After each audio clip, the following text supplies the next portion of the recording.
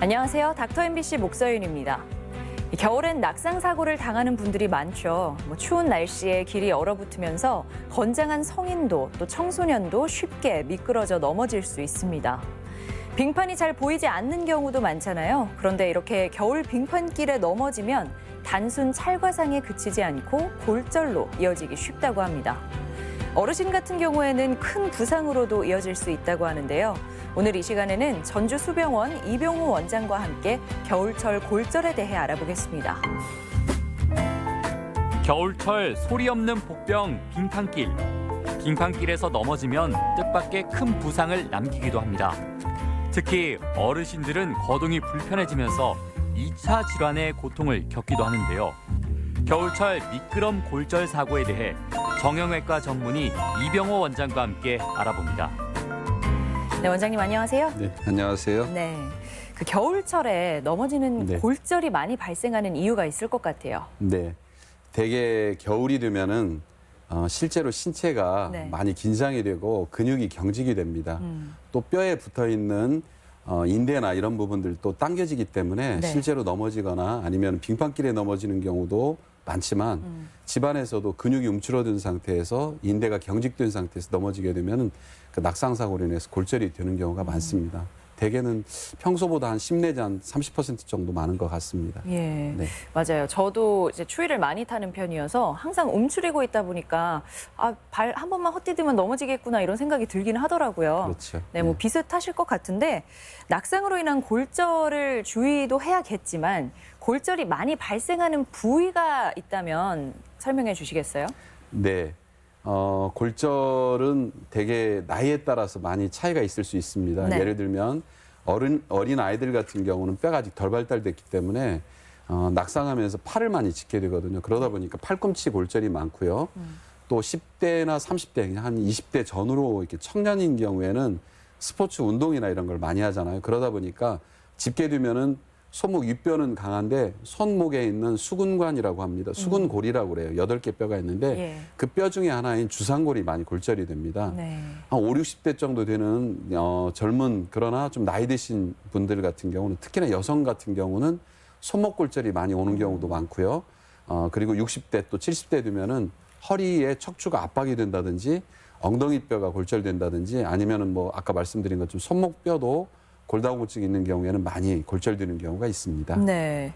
그러니까 연령대에 따라서 좀 다르게 증상이 나타나네요. 그렇죠. 예. 대개 이제 아까 말씀드린 것처럼 젊은이들 같은 경우는 뼈가 강하니까 네. 어느 특정한 부위가 많이 골절이 되고 연세 드신 분들은 낙상이나 이런 걸 골다공증이 있고 예. 그러다 보니까 실제로 뼈가 굉장히 약해져 있거든요. 그러다 보니까 큰 뼈가 이렇게 부서지는 경우가 많습니다. 네.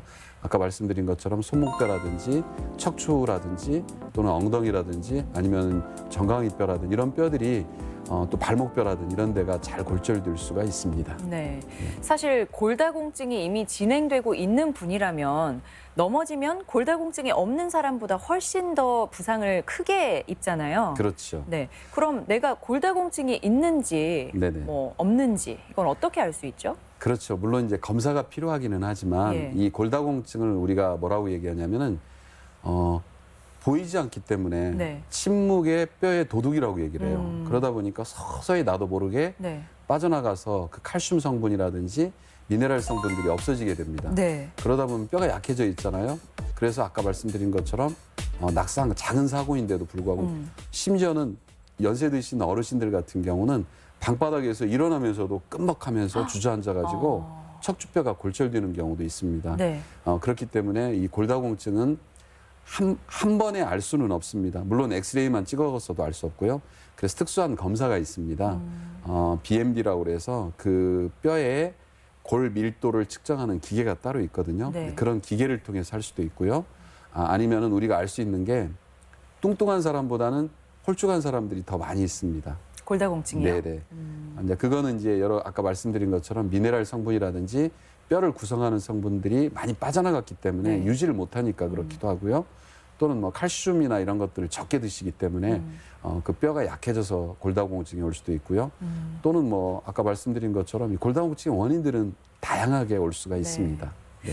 그 사실 뭐 아까 소리 없는 도둑 이렇게 표현을 네. 하셨는데 뼈에서 뭐 칼슘이 빠져나가고 있는 게 소리가 나는 것도 아니고 눈으로 그렇죠. 보이는 것도 아니기 때문에 이렇게 잘 와닿지가 않을 것 같거든요. 그렇죠. 네, 이런 검사는 어느 주기로 받는 게 좋을까요?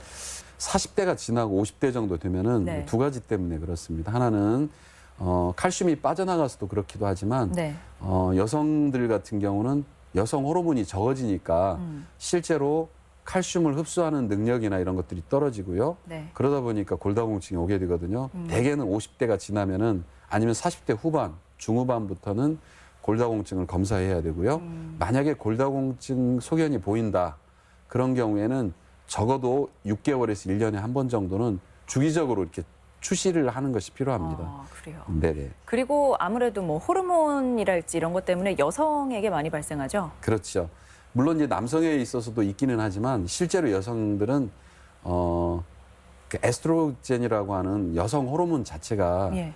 그 칼슘을 유지시켜주고 흡수하게 하는 그런 역할도 하거든요. 네. 굉장히 중요한 호르몬인데 이게 이제 비타민 D라고 하는 그런 것들하고 연관돼 가지고 만약에 여성 호르몬이 적게 되면은 흡수력이 떨어집니다. 칼슘이라든지 미네랄 성분 자체를 유지를 못하게 되는 거죠. 그러다 보니까 골다공증이 오고 그에 따른 2차적인 골절이나 이런 가능성들이 더 많아지게 되는 거죠. 네. 근데 사실 이제 뭐 에스트로겐 레벨이 떨어진다고 하면 우리가 뭐 갱년기를 떠올리잖아요. 네네. 근데 요즘은 젊은 층에서도 골다공증이 많이 발생한다고 하더라고요. 그렇죠. 그건 네. 왜 그런 거죠? 되게 이제 날씬해지고 싶은 욕망이 누구나 예. 다 있잖아요. 그러다 보니까 너무 음식이나 이런 걸 먹지 않아서 실제로 흡수력이 떨어지는 거죠. 아. 우리 인체가 어느 정도 볼륨을 유지를 해야만이 흡수력도 좋아지고 또한 칼슘을 잘 유지시키기도 하고 네. 이렇게 하는데 그거를 그렇게 하기 위해서는 너무 심한 다이어트는 오히려 골다공증에 안 좋은 적이다 이렇게 생각하셔도 됩니다. 네. 네. 너무 심한 다이어트라는 게 결국 너무 심하게 음식을 먹지 않는 걸 제한하는 이야기하시는 것이 거죠? 네네. 예. 그럼 젊은 층에서도 좀 골밀도를 유지하기 위해서 할 수 있는 방법이 있나요? 네, 대개는 이제 비타민 우리가 D라고 그러죠. 네. 그 성분이 있으면은 좋은 게 뭐냐면은 우리 몸에서 비타민 D 자체가 여러 가지를 조절을 해요. 칼슘 레벨을 올려주기도 하고요. 물론 이제 아까 제가 그 다이어트에 관련된 이야기도 했는데 예. 실제로 태양을 많이 받으면은 얼굴이 탄다고 그래서 막 가리잖아요. 네. 근데 그거는 어느 부분은 일정 정도는 우리가 태양의 햇빛을 받아야만이 네. 몸에 있는 비타민 D가 실제로 우리 뼈에 형성하는 그런 성분으로 변하게 되거든요. 네. 비타민 D가 태양과 만나서 그렇게 변하는 이런 작용들을 차단하는 효과가 있어요. 그렇기 때문에 어느 정도의 일광욕은 굉장히 비타민 D를 합성하는 데도 좋고요. 네. 뼈를 골 형성을 촉진하는 데 좋기 때문에 적정한 정도의 하루에 일광욕은 굉장히 좋다라고 하는 것도 괜찮을 것 같고요. 젊은 사람들 같은 경우 아까 말씀드린 것처럼 비타민 D를 사용한 치료도 좋고요. 예를 들면 아까 제가 조금 전에 얘기했는데 이 골다공증 자체도 그 미네랄 성분이나 이런 걸 조절하는 호르몬의 병향에 따라서 달라지기 때문에 네. 갑상선이 안 좋다든지 어떤 다른 질병이 있는 경우에도 골다공증이 올 수가 있습니다. 그렇기 때문에 그런 질병들을 또 검사해서 치료하는 것이 아주 좋은 방법일 겁니다. 네. 이제 연령대가 높은 경우에는 골다공증으로 인해서 부상이 심할 수 있다는 거 말씀드렸고요. 네네. 다시 이제 뭐 낙상 사고, 골절에 대해서 이야기를 나눠보면 젊은 층은 보통 특정 부위가 골절되는 경우가 많다고 하셨잖아요. 네네. 이게 손목일 것 같은데 아무래도 네네. 네, 치료는 어떻게 하죠? 되게 이제 손목 골절이 오는 경우가 왜 그러냐면 우리 체중을 다 싣고 몸의 균형을 떨어져 있기 때문에 손으로 되게 짚잖아요. 그래서 손목 골절이 가장 많이 옵니다. 네. 물론 이제 젊은 층에서도 많이 오지만 대개나 40대에서부터 한 60대까지 많이 오고요. 그때 오는 이유는 아까 말씀드린 것처럼 체중이 실어졌기 때문에 그런데 이제 골절된 경우에는 예전에는 틀어진 부위가 심하지 않으면은 통기부스, 깁스만 했었어요. 네. 캐스트라고 그러는데 예. 깁스만 해서 유지를 하게 되는 경우가 많았거든요. 근데 제가 이 정형외과 수술, 특히나 손목 수술을 이렇게 하다 보면은 20년 전하고 10년 전하고 너무 많은 발달이 있었어요. 근데 그전에는 통기부스 하다가요. 예. 10년 있다가는 핀으로 고정을 했고요. 네. 지금은 금속판이라고 하는 아주 좋은 그 재료가 있어요. 예전에는 수술을 해놓으면 너무 이렇게 크기 때문에 걸리기도 하고 힘줄이 끊어지기도 하고 합병증이 많았거든요. 근데 지금은 아주 뼈에 잘 부착되는 얇은 판으로 된 기술이 발달해가지고 그렇게 금속판을 대게 됩니다. 지금은 예전에 비하면 제가 볼 때는 한 5배는 좋아진 것 같습니다. 그래요? 수술하는 그러면 방법들이. 요즘은 뭐 이렇게 손목 골절 때문에 네. 깁스를 하고 이런 풍경은 못 보는 건가요? 예, 왜 그러냐면은 물론 하기도 합니다. 네. 하는데 많이 틀어지지 않은 경우 하기도 하는데 제가 볼 때는 수술을 해서 하는 것이 구축, 예를 들어 손이 못 움직여서 나중에 합병증이 오는 이런 율들을 줄여주기 때문에 네. 지금은 아주 노인, 뭐 80 이렇게 되신 어르신들부터 젊은 층까지 제가 보기에는 수술적으로 치료하는 것이 결과가 훨씬 더 좋습니다. 몇 배 더 좋아졌습니다. 그래서 기부스는 아주 틀어지지 않은 미세한 선상골절 외에는 하지 않고 요즘은 다 수술로 어느 정도 치료가 너무너무 잘 된다고 하는 게 그렇군요. 바뀐 그런 개념입니다. 네. 저는 뭐 아직도 이렇게 깁스를 많이 할 줄 알았는데 그렇지 않군요. 네네. 네. 뭐 보통 젊은 층에서는 주상골 골절이 또 많이 발생한다고 하셨는데 주상골 골절은 뭔가요? 이게 주상골이라고 하는 거 아까 제가 잠깐 얘기했었는데 한 15세에서부터 한 30세까지 젊은 층에서 특히나 운동을 좋아하는 이런 층에서 많이 골절이 되는데 네. 우리 손목뼈가 보시면 이게 360도 다 돌아가잖아요. 예. 이 360도 돌아가는 이유가 그 안에 수근골이라고 해서 8개의 뼈가 있습니다. 예. 서로 베어링 역할을 하면서 이렇게 물려 있거든요. 그러다 보니까 360도 다 돌아가고 힘을 받게 하고 이런 역할을 하는데 그 중에 한 뼈가 주상골이라고 하는 뼈가 있습니다. 네. 그 뼈는 꼭 땅콩보다 조금 큽니다. 생긴 것도 그렇게 생겼는데 이 뼈에는 손목에 있어서 키본이라고 그래요. 키라고 하는 거는 중요한 역할을 하는 그런 의미잖아요. 손목의 8개 뼈 중에 그 뼈 하나가 진단기간이 우리 몸에서 가장 오래 나오는 그런 뼈예요. 그 이야기는 합병증이 많다고 그러거든요. 수근골 8개 중에 하나의 뼈인데 우리 손목의 기능에 가장 중요한 역할을 하는 주상골이다. 예. 진단기간도 치료기간도 아주 굉장히 오래되는 그런 뼈의 골절을 주상골 골절이라고 합니다. 그래요? 네네. 그러면 키본 그만큼 중요한 뼈이기 때문에 골절이 생기면 또 치료 방법도 까다롭지 않을까 싶은데요. 정확히 보셨어요. 예. 왜 정확히 보셨냐면은 이 뼈가 부러져서 제대로 치료하지 못하고 첫 번째는요 잘 발견을 못해요. 네. 왜 그러냐면은 땅콩처럼 돼 있기 때문에 조금 꺾여서 이렇게 있어도 그 모양 그대로 보이거든요. 그래서 아주 훈련된 전문 선생님들도 가끔 놓치는 경우가 있어요. 그래서 우리 몸에서 골절을 잘 진단 못하고 미스하는 가장 많은 골절 중에 하나고요. 또 수술을 해도 합병증이 많아요. 네. 제대로 정확하게 정복하고 수술하지 않으면은 분류압이라고 뼈가 안 붙는 경우가 다른 뼈에 비해서 한 3배 내지 5배 정도 많습니다.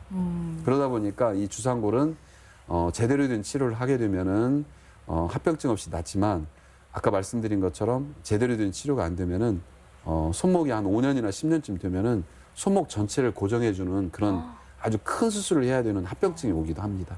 그래서 그렇게 중요한 뼈입니다, 주상골이. 정말 제대로 치료하지 않으면 이제 골칫거리가 되는 거잖아요. 그렇죠. 네. 네. 근데 지금 계속 강조하시는 이 제대로 된 치료는 무엇을 말씀하시는 건가요?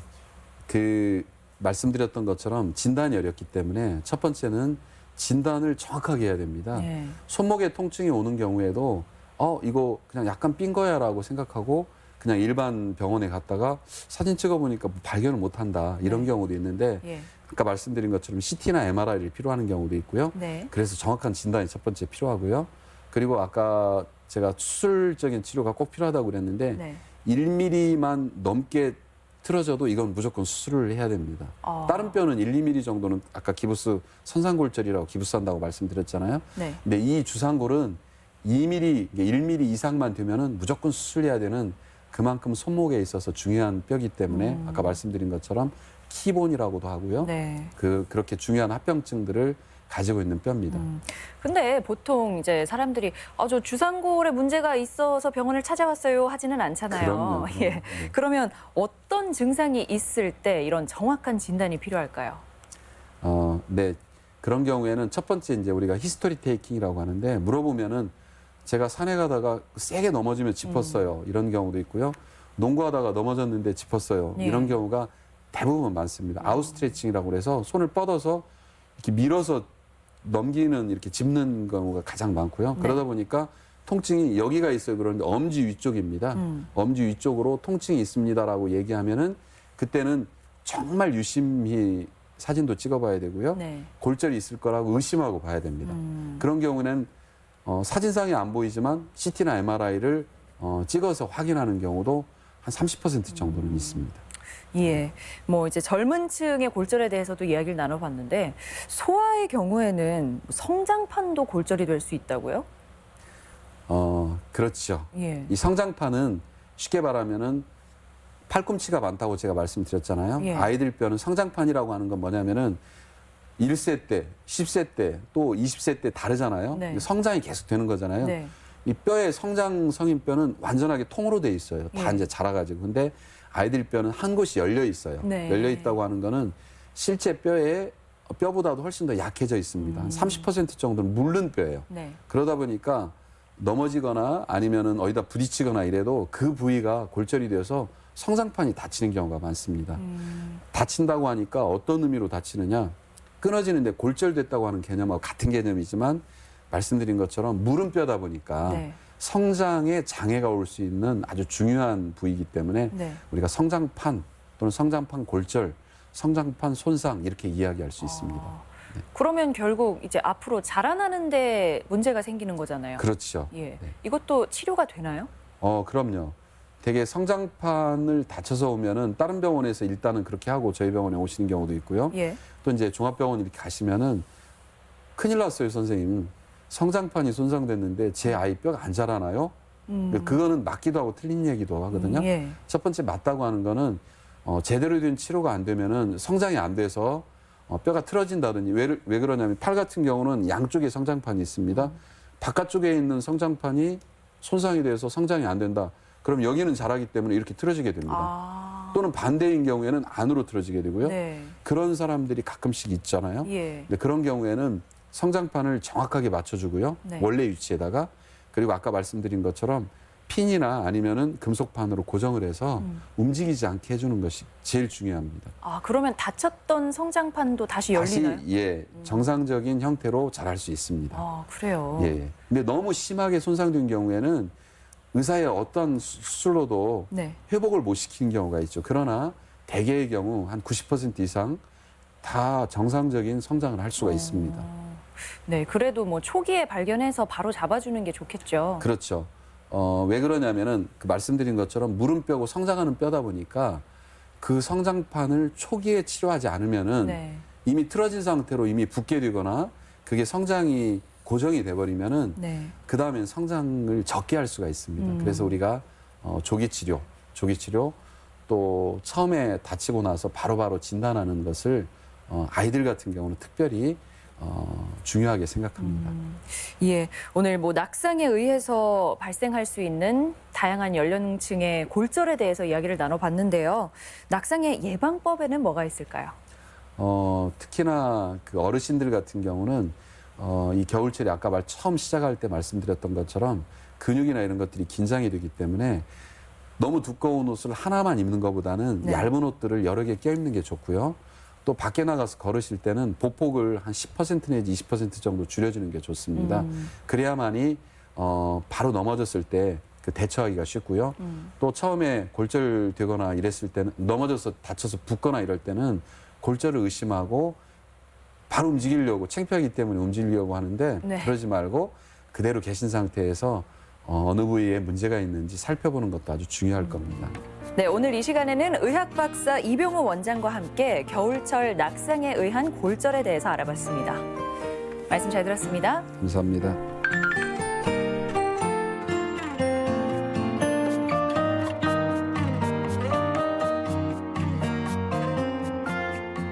대부분의 직장인들은 감기나 독감 증세가 있어도 어지간해서는 출근을 하게 되죠. 결근을 쉽게 허락하지 않는 회사 분위기가 큰 몫을 하기도 하고 또 견딜 수 있는 정도라고 스스로 판단해서기도 합니다. 하지만 다른 사람을 생각해서 출근을 자제하고 집에서 쉬어야 할 때가 있는데요. 바이러스성 감기나 독감일 때는 주위 사람에게 퍼뜨리지 않기 위해서 외부 활동을 하지 않는 게 좋고요. 특히 가래를 동반한 기침이나 콧물, 열, 두통 등이 있으면 병이 아직 진행 중이기 때문에 전염성도 큽니다. 물론 그렇게 하기 위해서는 주변의 이해와 배려가 필요하겠죠. 제가 준비한 소식은 여기까지입니다. 고맙습니다.